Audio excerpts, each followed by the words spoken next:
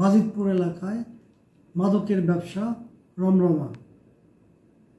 তো বিষয়টা ফেসবুকেও অনেকেই লিখছে যে ইদানিং লক্ষ্য করা যাইতেছে যে বাজিতপুরে মাদকের বিশেষ করে ইয়াবার ব্যবসাটা খুব বেশি আকারে চরম আকার ধারণ করছে। সেই প্রেক্ষিতে আমরা আমাদের সোর্স নিয়োগ করছি যে কোনোভাবে হোক এই মাদকের ব্যবসাটা বন্ধ করতে হবে।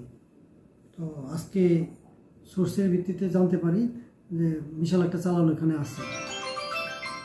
সেই পরিপ্রেক্ষিতে আমাদের ইন্সপেক্টর তদন্ত সঞ্জয় ঘোষ, তার সঙ্গীয় এনায়েত করিম, এসআই রিপন সহ সঙ্গীয় অফিসার ফোর্স বাজিতপুর এলাকায় যায় এবং সোর্সে দেওয়া তথ্য মতে আজকে 1500 পিস ইয়াবা সহ 4 জন লোককে আটক করতে সক্ষম হয়।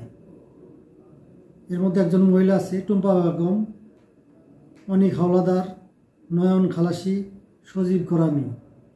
এই 4 জনকে হাতে নাতে ধৃত করে আর 2 জন পলায় যায়। যে 2 জন লোক পলায় যায় তার মধ্যে একজন হচ্ছে সুহেল, একজন সুমন। 2 জনেই এই মাদকের ডিলার। এই যে মাদকের ব্যবসা বাজিতপুরে সেটা হচ্ছে এই সুমন আর সুহেল, এই 2 জনেই এই ব্যবসাটা পরিচালনা করে। তো যদিও তারা পালায় যেতে সক্ষম হয়েছে, তাদের এই মালটাই আমরা আজকে উদ্ধার করছি।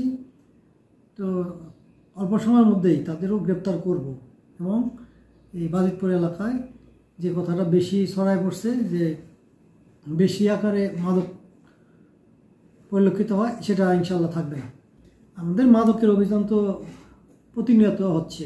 মাদকের ব্যাপারে আমি একটু বেশি সোচ্চার, অন্য কাজ কম করলেও মাদকের কাজ একটু বেশি করি যাতে মাদক না থাকে।